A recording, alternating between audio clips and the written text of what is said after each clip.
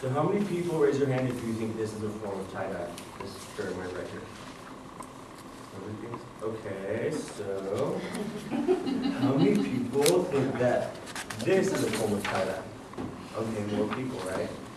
So I think fashion is always changing and trends circulate through time, so it's important to be aware of the effects tie-dye has had in history. Today I'm going to tell you what tie-dye is, as well as a brief history, and the different techniques you two can use when I'm finished to go make your own. So I want to start by saying that ever since I was little, probably like 5, 6 years old, I've gone to Cali, visit my Aunt Lisa, all for West Coast, and every summer I can remember that we would tie-dye for an activity. Another time that would make me credible, so I have somewhere where like what's going on with the tie-dye is I went to Art in the Park, happens every year in Ann Morrison. I was talking to a Seattle vendor. She had her own tie-dyeing shop, and she would tie-dye shoes, she would tie-dye like visors, bras, thong, anything that you wanted, she would tie-dye. So I talked to her. I'm going to start by telling you like what tie-dye is. Tie-dye is where you chemically bond dye to any material or clothing. Cellulose cloth, a cellulose-based cloth works the best. Where you're going to want to start out by getting soda ash. Soda ash is the main ingredient that keeps the dye from dyeing out when you wash it with your other clothes. You're going to want to get rubber bands or string to create the tie-dye effect. The soda ash, it's high in pH, so when it prepares the cellulose fibers for preparation, chemical bonding with the acidic fibers in the clothing you're dyeing. So it's kind of like a chemical process. Now, the history where tie-dye comes from, it's not just a hippie movement from the 70s. It's, I was researching in the Shibri culture, which over in the Oriental culture, back in the 8th century, they would dye their own clothes. They would use wood, ropes, other material that they could bond around it and spray it, which when you do this, it calls resist. Resist is the white.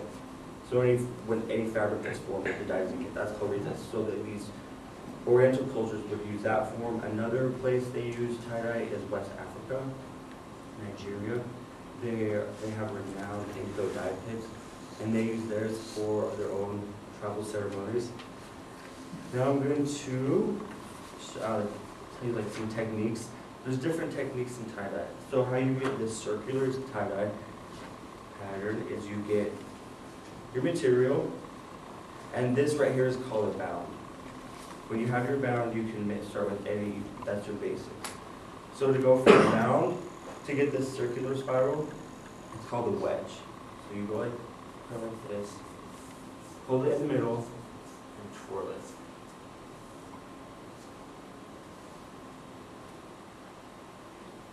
You take other string or material that you want to tie it with, tie it up.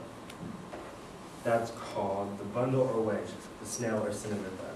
Okay, and then there's a pleating to get this design, not as detailed, but in the fade shape. You do a pleat, so you fold it back and forth to get horizontal lines. To get the checkered pattern, then you fold it. You don't go as solid. You fan it out like this, like in grade school when you make your paper fans, and then you bundle it up like this. That gives it the checkered pattern.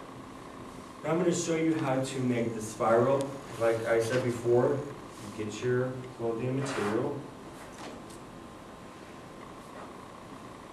And you're going to make a cinnamon bun, wedge, snail shape, whatever you call it. Put it in there. If I had more time, I would tie it together.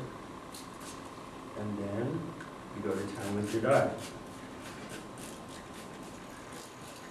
You can add the soda ash to the dye to save you a step instead of pre-soaking it. How am I doing? Good on time?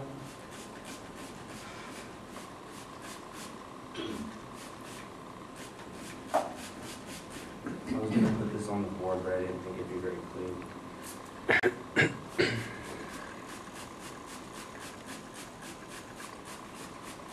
Okay, so you put that in, that's how you get the simple spiral. To do a peace sign, which I thought was interesting, I didn't know, you get your piece of clothing, fold it in half, get your Sharpie, draw a circle, a half circle. Then you're going to draw a diagonal line.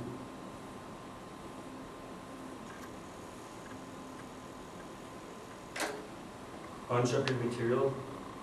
Do a bounding technique around the circle. Get your string or band, tie it right there. So you're left with a line in the middle.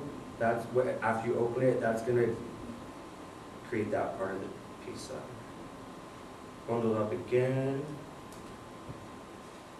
and it's right down. And that's how you do the piece side. To do the last triple dipped D and F tie-dye, which sounds intense, right? You get your piece of clothing fabric.